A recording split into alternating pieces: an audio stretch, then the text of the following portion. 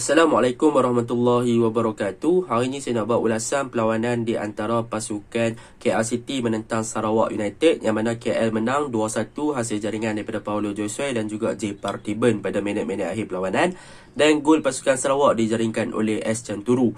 Boleh saya katakan pada perlawanan ini adalah dua game yang melibatkan dua pasukan yang mempunyai corak permainan yang sama, iaitu direct and long ball, dan juga mereka akan cuba untuk melakukan penetration di bahagian sayap, lalu melakukan crossing ataupun cutback ke dalam kotak penalti untuk mencari target man mereka untuk menjaringkan gol. Tetapi ada sedikit perbezaan lah, yang mana Sarawak United lebih memfokuskan direct football dan juga long ball di bahagian kawasan tengah, dan mereka cuba melakukan penetration di kawasan tengah, dan ada beberapa kali mereka berjaya untuk melakukan percubaan yang hampir untuk menjaringkan gol. Dan dalam pada masa yang sama, boleh saya katakan kedua-dua pasukan mempunyai masalah yang sama, iaitu daripada segi execution ataupun penyudah di bahagian hadapan, apabila kedua-dua pasukan sebenarnya ada peluang yang agak banyak untuk menjaringkan gol tetapi gagal disudahkan dengan sempurna, yang menyebabkan kedua-dua pasukan terpaksa untuk menunggu minit akhir barulah KL boleh menjaringkan gol kemenangan. Sepatutnya boleh saya katakan daripada segi corak permainan ataupun gameplay, kedua-dua pasukan sebenarnya deserve untuk seri, tetapi nak buat macam mana? Bola sepak sangat kejam, KL City berjaya dapat gol pada minit-minit akhir, minit ke-88 melalui J. Parthiban. Baiklah, kita masuk ke dalam ulasan perlawanan. Untuk ulasan perlawanan, saya akan mulakan dengan pasukan KL. Apa perkara yang boleh saya puji? Yang pertama yang boleh saya puji adalah tentang bahagian tengah yang diketuai oleh Ryan Lambert, Kenny Parash dan juga Paulo Josue, yang mana boleh saya katakan Kenny Parash bermain sebagai defensive midfielder dengan sangat cemerlang, berjaya untuk memastikan yang bahagian tengah pasukan KL City gagal ditembusi dengan bagus, berjaya untuk mengganggu build up dan juga attacking third pasukan Sarawak United dengan bagus, membantu bahagian pertahanan dengan sangat bagus lah, dan juga menunjukkan passion dan juga semangat yang sangat bagus walaupun cedera dan sampai kena balut, beliau still lagi menunjukkan corak permainan yang bagus. Dan untuk Paulo Josue pula, beliau bertindak dengan sangat cemerlang untuk menjadi pemain sebagai attacking midfielder nombor 10 dan berjaya link up dengan baik antara bahagian winger iaitu Embo dan juga Zafri Yahya di bahagian kanan dengan kiri untuk menggerakkan dan juga melakukan switch play untuk pasukan KL.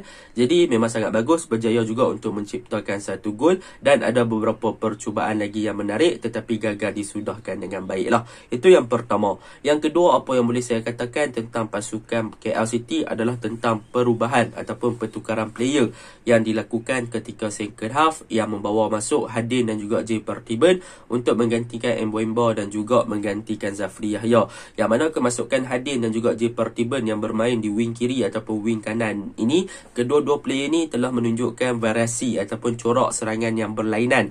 Bukannya seperti first half KL bermain menggunakan bahagian sayap lalu melakukan cutback ataupun melakukan crossing ke dalam kotak penalti untuk mencari target man. Sebaliknya, kedua-dua player ini lebih suka bertindak untuk melakukan cut-in dan juga melakukan larian masuk ke dalam kotak penalti untuk melakukan percubaan. Dan hasilnya pada perlawanan ni, Hadin berjaya masuk ke bahagian tengah lalu melakukan hantaran kepada J. Parthiban yang membuat larian masuk ke dalam kotak penalti, dan J. Parthiban berjaya untuk menjaringkan gol. Jadi kedua-dua player ni mempunyai corak ataupun variasi menyerang di bahagian winger lebih menarik lah berbanding pemain-pemain winger pasukan KL City ketika di first half, dan mereka berjaya untuk mencari gol bagi membawa pulang 3 mata bagi pasukan KL. Itu yang kedua yang boleh saya puji untuk pasukan KL, dan selebihnya benda biasa je untuk pasukan KL, tak ada apa-apa yang menarik sangat. Dan untuk kelemahan, mereka mempunyai masalah daripada segi execution, penyudah, tak ada penyudah yang bagus, mereka gagal memanfaatkan peluang yang ada, mereka gagal untuk menghabiskan game lagi awal,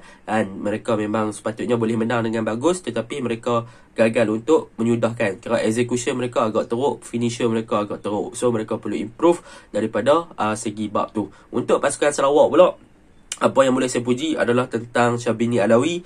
Syabini Alawi banyak bermain dengan sangat cemerlang, berjaya untuk membaca hantaran-hantaran lintang yang dilakukan oleh winger pasukan KL, menyelamatkan gawang beliau dengan sangat bagus, menyelamatkan percubaan yang dilakukan oleh pemain KL City daripada Paulo Josue dan sebagainya untuk memastikan yang gawang beliau tidak dibolosi. Tetapi sayanglah, 2 gol tu bolos, nak buat macam mana? Bukan kesilapan dia, memang tak boleh nak salahkan dia lah dalam situasi tersebut. Boleh dikatakan disebabkan defend yang terlalu memberi ruang. Gol Paulo Joshua tu memang ruang diberikan terlalu banyak untuk Paulo Joshua melakukan free shooting, tak ada orang halang, dan J. Parthiban pun sama, tak ada orang halang. Jadi terpaksa terima hakikat lah walaupun beraksi cemerlang, tetapi gagal untuk membantu Sarawak bawa pulang walaupun satu mata.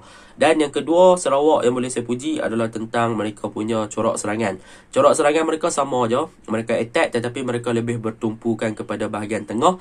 Tetapi sama masalah yang dihadapi oleh Sarawak, iaitu sama dengan KL, mereka punya finisher, penyudah pun agak kurang. So mereka boleh improve lagi penyudah, mereka boleh improve lagi finishing untuk memastikan yang mereka punya percubaan tu tepat masuk ke dalam gawang pasukan lawan lah. Dan untuk defend, mereka perlu lebih compact, mereka perlu lebih berdisiplin, jangan bagi ruang terlalu banyak kepada striker pasukan lawan ataupun attacking third pasukan lawan untuk memanfaatkan peluang yang ada. Jadi itu saja ulasan saya. Kedua-dua pasukan sebenarnya deserve untuk seri kalau lihat daripada segi corak permainan, bertahan, menyerang. Tiada yang menarik sangat sebab dua-dua menggunakan pendekatan menggunakan long ball, direct football dan sebagainya. So boleh saya katakan just average game saja. Okey, Assalamualaikum.